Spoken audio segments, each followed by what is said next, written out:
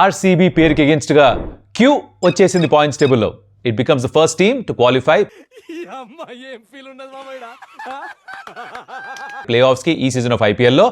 Defending champions attacking brand of cricket ఆడుతూ Punjab kings ధర్మశాలలో ఓడించి వాళ్ళు క్వాలిఫై అయ్యారు. Great news for their fans and their team. అయితే ఇక్కడ పంజాబ్ కింగ్స్ అరే బుజ్జాయిలు అలా ఎలా 6 మ్యాచ్లు ఓడిపోయారు వరుసగా. అంటే 6 వరుసగా గెలిచిన వాళ్ళు 6 వరుసగా ఓడిపోవడం ఇది ఎప్పుడన్నా అసలు జరిగిందా ఐపీఎల్ చరిత్రలో? ఏమైందిరా అని ఒక ప్రశ్న వచ్చి ఆశ్చర్యం కలగాలి. దాంతోపాటు సాయంత్రం జరిగిన మ్యాచ్లో ఢిల్లీ క్యాపిటల్స్ వాళ్ళు లాస్ట్ హోమ్ గేమ్ ఆడుతూ రాజస్థాన్ రాయల్స్ని ఓడించారు. వాళ్ళు ఇంకా అలైవ్ సజీవంగా ఉన్నారు ప్లే ఆఫ్స్కి వెళ్ళడానికి. ఆర్ఆర్ కూడా ఉన్నారు. కాకపోతే ఈ రిజల్ట్ పంజాబ్ కింగ్స్కి బాగా కలిసి వచ్చేది, ఎందుకో చెప్తా. అలాగే నెక్స్ట్ మ్యాచ్లో Chennai super Kings is going to host sun rise Hyderabad at the Chepauk in Chennai. Will talk about that. ఈ చాలా విషయాలు ఉన్నాయి కాబట్టి let's get started. Welcome to some tales. నా పేరు కౌశిక్ అండ్ ఆర్సీబీ మొదటి టీమ్గా మారిపోయింది, క్వాలిఫై అయిపోయింది ప్లే ఆఫ్స్కి. It's very very straightforward thing. వాళ్ళు టాప్లో ఉంటారు, మోస్ట్లీ టాప్ 2లోనే ఉండిపోతారు వాళ్ళు. ఎవరు కూడా వాళ్ళ దగ్గరికి వచ్చేలాగా అనిపించట్లేదు మిగతా టీమ్స్లో. Maybe GT can get there, but top 2 అయితే వెళ్ళదే అన్నట్టుగా అనిపిస్తోంది. So that's one good thing for them, which means extra option దొరుకుతుంది, extra opportunity దొరుకుతుంది ఫైనల్స్లోకి వెళ్ళడానికి. ఫస్ట్ క్వాలిఫైర్ ఓడిపోయినా కూడా you still have one chance, right? గెలిచి డైరెక్ట్గా ఫైనల్కి వెళ్ళిపోతారు. That's the advantage you have. ఏం జరిగింది ఈ మ్యాచ్లో అంటే ఆర్సీబీ ఫస్ట్ బ్యాటింగ్ చేశారు, ఎందుకంటే పంజాబ్ కింగ్స్ టాస్ గెలిచి మేము బౌలింగ్ సాయిరామ్ అని అనుకుని ఉంటాడు. శ్రేయస్ సార్ కూడా అమ్మయ్య టాస్ గెలిచాను రా బాబు అని. కానీ ఏది వర్కౌట్ అవ్వదమ్మా, బికాజ్ ఆర్సీబీ 222 కొట్టారు, బాగా ఆడారు. రజత్ పటిదార్ ఆడలేదు. ఎందుకు అని డౌట్ వచ్చిందా మీకు? క్రితం మ్యాచ్లో గుర్తుందా? కార్తిక్ త్యాగి వేసిన bouncer back of the helmet తగిలింది, వెనకాల సైడ్ తగిలింది. అందుకని ప్రికాషనరీ మెజర్గా తనకి రెస్ట్ ఇచ్చారట ఈ మ్యాచ్కి. ఆర్సీబీ బ్యాటింగ్ ఫుల్ క్రెడిట్, చాలా స్ట్రైట్ ఫార్వర్డ్. విరాట్ కోహ్లీ మరొక హాఫ్ సెంచరీ స్కోర్ చేశాడు. ఎన్ని కొడతాడు భయ్య హాఫ్ సెంచరీలు? బోర్ కొట్టదు మనిషికి. తనకి కొట్టదు, చూసేవాళ్ళు మనకి కొట్టదు. 37 balls 58, 4 4s 3 6s. భలే పరిగెత్తాడు, భలే షాట్లు ఆడాడు. యాజ్ టీజ్గా స్ట్రైట్ ఫార్వర్డ్గా మేనేజ్ చేశాడు, రైట్? అది అయిపోయింది.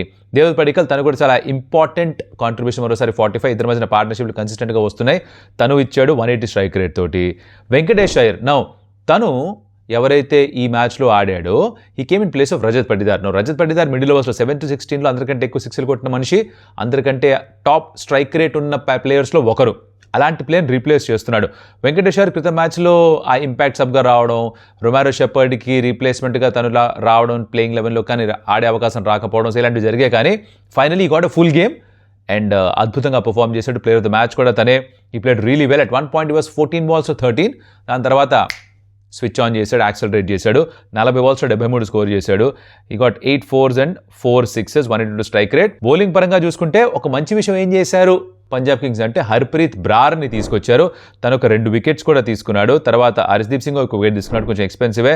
అస్మతుల్ అహ్మద్జాయ్ కూడా ఆడాడు కానీ వికెట్ ఏమీ తీసుకోలేదు. చహల్ కొంచెం ఎక్స్పెన్సివ్, బట్ ఒక వికెట్ తీసుకున్నాడు. ఎక్కువ వికెట్లు కూడా పడలేదు కదా, క్యాచ్లు మళ్ళీ కొంచెం అక్కడక్కడ అలా అనిపించాయి. ఎవరో వచ్చాయి 190కి పైగా క్యాచ్లు డ్రాప్ అయ్యాయంటే సీజన్లో. 190కి పైగా క్యాచ్లు డ్రాప్ అయిన సీజన్లో ఉన్నాం మనం. Is it the most number of catches dropped in a season? Actually not. మీకు తెలిస్తే ఏ సీజనో కమెంట్లో చెప్పండి, రైట్? ఓకే, నా ఇది అయిపోయింది. తర్వాత బ్యాటింగ్కి వచ్చారు పంజాబ్ కింగ్స్. అక్కడ మొదలైంది అయ్యా వాళ్ళకి గొడవ, ఎందుకంటే టాప్ ఆర్డర్ పుసుక్కనే అవుట్ అయిపోయారు. ఫస్ట్ ప్రప్సిమ్రన్ అవుట్ అయిపోయాడు, అదే ఫస్ట్ ప్రియాన్ షారియా భువనేశ్వర్ బౌలింగ్లో అవుట్ అయిపోయాడు. తర్వాత ప్రప్సిమ్రన్ అవుట్ అయిపోయాడు, స్క్వేర్ కట్ కొడితే సింపుల్ క్యాచ్ స్లిప్లో. దాని తర్వాత శ్రేయస్ అయ్యర్ బయటకు వచ్చాడు. శ్రేయస్ అయ్యర్ కొడతాడేమో అనుకున్నాం, కానీ కొట్టలే, తను అవుట్ అయిపోయాడు. అక్కడే మాట్లాడదాం మన మోస్ట్ ఇంపార్టెంట్ సెగ్మెంట్, ప్రతిరోజు మాట్లాడుకుంటున్నాం కదా, అదేంటది? అమెరాన్ quiet performer of the match. అయితే మన అమెరాన్ quiet performer of the match ఎవరు అని చూస్తే కనుక it is none other than Rasikh Salam. ఎందుకంటే తను 4th ఓవర్ వేస్తూ చాలా క్వయట్ ఓవర్ వేశాడు. ఎవరికి క్వయట్? ఆర్సీబీకి. ఎందుకంటే ఫస్ట్ 5 డాట్ బాల్స్, దాంట్లో శ్రేయస్ అయ్యర్ వికెట్ కూడా ఉంది, వెరీ వెరీ ఇంపార్టెంట్ వికెట్. ఏం చేయలేదు, క్లోజెస్ సమయం వచ్చాడు, బాల్ చక్కగా లెంత్లో వేశాడు, కాస్త బౌన్స్ అయింది, కొంచెం అవుట్ సైడ్ అవసరం పడింది. శ్రేయస్ అయ్యర్ ఆడదామంటున్నాడు, ఓపెన్ అయిపోయాడు, చిన్న ఎడ్జ్ తగిలింది, కీపర్కి వెళ్ళిపోయింది, లటకని క్యాచ్ పట్టేశాడు. మ్యాచ్ అక్కడే సగం అయిపోయింది. మీరు టాప్ 3ని at 19 you had the top 3 gone and Rasikh got Shreyas Iyer. So తను ఇంత మంచి పర్ఫార్మెన్స్ ఇచ్చిన తర్వాత it will go unnoticed, because అక్కడ 73 కొట్టిన మనిషికి ప్లేయర్ ఆఫ్ ద మ్యాచ్ వస్తుంది. తర్వాత భువనేశ్వర్ కుమార్ 2 వికెట్స్ తీసుకున్నాడు, కానీ రసీక్ వేసిన ఈ స్పెల్ దాన్ని చాలా మర్చిపోతారు. ఆ వికెట్ మాత్రమే కాదు, ఇంకో 2 వికెట్స్ తీసుకున్నాడు. ఓవరాల్గా 3 వికెట్స్ తీసుకుని తను వేసిన 4 overs. బట్ దట్ 4th ఓవర్లో లాస్ట్ బాల్కి ఒక 4, లేకపోతే wicket made in which had Shreyas Iyer. అందుకనే తనే మన అమెరాన్ quiet performer of the match. మీకు కూడా తన పర్ఫార్మెన్స్ నచ్చుంటే put it in the comment, or మీ ఉద్దేశంలో ఎవరికి ఇస్తే బాగుంటుందో అమెరాన్ అని కమెంట్ చేసి పక్కన ఆ ప్లేయర్ పేరు పెట్టండి. మాకు ట్రాక్ చేసుకోవడానికి ఈజీగా అవుతుంది. It's very easy to sort it once you have that keyword Amaron పెట్టేస్తే మాకు ఈజీ అయిపోతుంది అనమాట. సో అది సంగతి. మిగతా ప్లేయర్స్ గురించి మాట్లాడాలంటే ఎవరు పెద్దగా రన్ స్కోర్ చేశారంటే అక్కడ శశాంక్ బాగానే ఆడాడు. It felt like Shawshank redemption. మీకు ఆ మూవీ తెలుసా, Shawshank redemption? It's supposedly one of the best movies made, ఆ టాప్ లిస్ట్ మూవీస్లో కూడా ఉంటుందన్నమాట షాషాంక్ రిడెంప్షన్ అని. నాకు కొంచెం స్లోగా అనిపించింది, చాలా ఏళ్ల క్రితం చూసాను నేను. Should try and watch it some time. So ఆ వర్డ్ ప్లేలో శశాంక్ రిడెంప్షన్ అన్నారు. ఇన్ని క్యాచ్లు డ్రాప్ చేసిన తర్వాత రన్స్ అన్న కొడతాను. యాక్చువల్లీ బాగానే ఆడాడు, 27 balls 56, కానీ it was not enough because 199 మాత్రమే చేశారు. If look at the bowling, దక్కనట్టుగా భువనేశ్వర్ కుమార్ ఒక 2 wicket haul తీసుకున్నాడు. Josh Hazlewood finally got wicket, but little expensive, 9 per over. ఏంటి పంజాబ్ పరిస్థితి ఇప్పుడు? చాలా సింపుల్ లాజిక్ ఎక్స్ప్లెయిన్ చేస్తాము మా బ్రో. పాయింట్స్ టేబుల్లో మీకు నచ్చిన టీం ఎక్కడుంది చూడండి. ఆ టీం ఏ పొజిషన్లో ఉందో దానికంటే పైన ఉన్న వాళ్ళు ఎన్ని గెలిచినా పర్లా, ఆ పొజిషన్ కంటే కింద ఉన్న వాళ్ళు గెలవకూడదు. అప్పుడు మీకు క్వాలిఫై అవకాశాలు ఎక్కువ, స్పెషల్లీ మీరు టాప్ 4లో ఉంటే కనుక. It's that simple. So Punjab Kings right now 4th spotలో ఉన్నారు కదా. వాళ్ళకి ఏంటంటే ఐడియల్గా ఆర్ఆర్ గెలవకూడదు, గెలవలేదుగా అందుకే మంచిదని చెప్పా. సిఎస్కే గెలవకూడదు, అప్పుడు వాళ్ళు క్వాలిఫై ఛాన్స్ ఉంటుంది.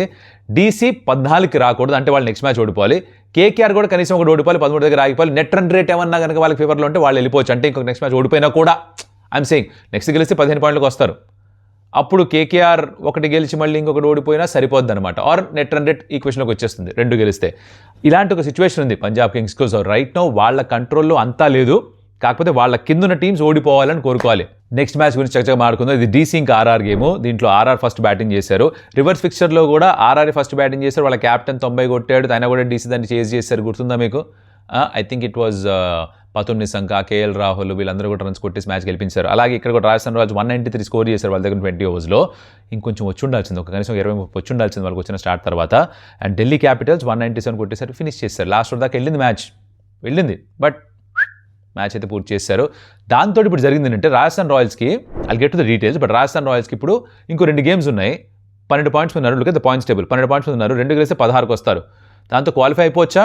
అయిపోవచ్చు. కాకపోతే పంజాబ్ 15కి వచ్చి ఆగాలి, సిఎస్కే 16కి రాకూడదు, ఎస్ఆర్హెచ్ 16కి వస్తే నెట్ రన్ రేటు ఇవన్నీ వస్తాయి. సో 3-way టై అయ్యే ప్రమాదం కూడా ఉంది. కాబట్టి వాళ్ళు ఫస్ట్ ఆఫ్ ఆల్ 2-2 గెలవాలి. ఇప్పుడు మనం ఇంటూ ద డీటెయిల్స్ వెళ్ళిపోదాం. ఈ మ్యాచ్లో 8 జరిగిందో దాని గురించి మాట్లాడుకుందాం మనం. వైభవ్ సూర్యవంశీ బాగానే ఆడాడు, 46 కొట్టాడు. ధ్రువ్ జురేల్ బాగానే ఆడాడు, హాఫ్ సెంచరీ స్కోర్ చేశాడు. రియాన్ పరాగ్ బాగానే ఆడాడు, తను హాఫ్ సెంచరీ స్కోర్ చేశాడు. కానీ జరిగింది ఏంటి, ఎక్కడ మ్యాచ్ తిరిగిపోయిందంటే they were 161 for 2. 161 for 2. Mitch Starc first over చాలా ఎక్స్పెన్సివ్, 3rd over వేయడానికి వచ్చాడు. ఆ ఓవర్లో 3 wickets తీసుకున్నాడు. 161 for 2 నుంచి టకటక 2 balls 2 wickets పడ్డాయి. దాని తర్వాత 3rd ball 4, 4th ball ఇంకో వికెట్ ఇరిచేసాడుగా, నడుము ఇరిచేసాడుగా. అక్కడి నుంచి కోలుకోలేదు అసలు వీళ్ళు. 193 వరకే వచ్చారు. 161 for 2 నుంచి రియాన్ పరాగ్ అవుట్ అయిపోయినా కూడా వాళ్ళు 215-220కి వెళ్ళి ఉండాల్సింది. అది చేయలే. అది చేయనప్పుడు గెలిచేశారు ఢిల్లీ క్యాపిటల్స్ ఇక్కడ. సో మ్యాచ్ కంప్లీట్గా టర్న్ అయిపోయింది ఆ ఓవర్లోనే. మిచెల్ స్టార్క్ వేసిన జూమ్ జూమ్ జూమ్ అని టర్న్ అయింది మ్యాచ్. చేజ్ చేస్తూ ఢిల్లీ క్యాపిటల్స్కి ఓపెనింగ్ పార్ట్నర్షిప్ 105.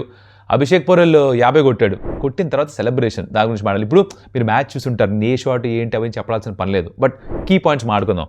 అభిషేక్ పోరెల్ 50 కొట్టి తన బ్యాట్ హ్యాండిల్ గ్రిప్ ఉంటుంది కదా, గ్రిప్ సగం కిందకు అనేసి ఇలా చూపిస్తున్నాడు. ఎవరు చూపిస్తున్నారు బుజ్జాయ్? ఇవి మరీ ఎక్కువైపోవట్లేదు సెలబ్రేషన్లు. ప్రతి ఒక్కళ్ళు చీటీ తీసి నాకు వికెట్లు తీసుకోవడం వచ్చు అని ఒకడు అంటారు. సరే, మా నాన్నగారికి అంకితం చేస్తున్నా, కొంచెం ఎమోషనల్ టచ్ ఉంది అనుకోవచ్చు. This is for the orange army last season, అది కాస్త ఎమోషనల్ టచ్ ఫ్యాన్స్ కోసం అనుకోవచ్చు. ఇప్పుడు నాకు ఎలా వికెట్లు తీసుకోవాలో తెలుసు, ఈ ఎక్కడ పెట్టుకుంటావు పెట్టుకో, అదే అర్థం. ఇప్పుడు గ్రిప్ తీసి ఇచ్చారంటే ఎక్కడ పెట్టుకున్నా అక్కడ పెట్టుకోనే కదా. అంటే సపోర్ట్ స్టాఫ్ ఎవరికి చెప్తున్నట్ట. Is this right? మీకు ఇది నచ్చుతుందా? ఇన్ యువర్ లేదు, ఆ మాత్రం యాటిట్యూడ్ ఉండాలి, పర్ఫామ్ చేస్తే చూపించాలంటారా? గొప్ప గొప్ప ప్లేయర్స్ చాలా పర్ఫామ్ చేసిన ఉన్నారు, సైలెంట్గా ఉన్నవాళ్ళు చాలామంది ఉన్నారు. ఎక్కువ ఎగిరిపడే ఆకు దాని మీద ఏమి ఉండదు, ఖాళీగా ఉన్న గిన్నెలు ఎక్కువ సౌండ్ చేస్తాయి, అంతే చెప్తా. I don't really like what's happening. ఈ సెలబ్రేషన్స్ కొంచెం ఓవర్బోర్డ్ వెళ్తుంటారు అనిపిస్తున్నాయి. You can celebrate, you can cheer your self.